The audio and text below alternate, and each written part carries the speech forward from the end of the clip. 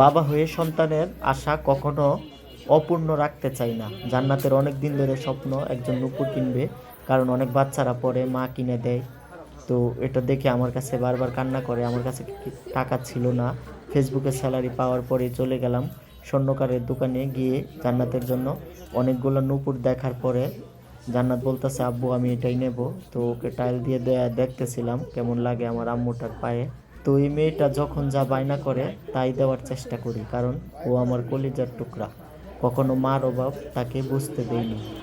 বাবা হয়ে যতটুকু সম্ভব মা এবং বাবার ভালোবাসা দিতেছি, বাকিটা আপনাদের দোয়া ও আল্লাহ তাআলার রহমত। অবশ্যই আজকের ভিডিওটা লাইক কমেন্ট করে আমার সাথেই থাকবেন।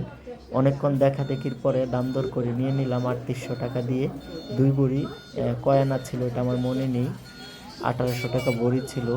জান্নাত এটা পেয়ে অনেক খুশি। জান্নাত আমাকে জড়িয়ে ধরে বারবার বলতেছে, আব্বু তোমাকে অনেক ধন্যবাদ, আমার লামিয়ারও যা চায় তাই দেওয়ার চেষ্টা করি।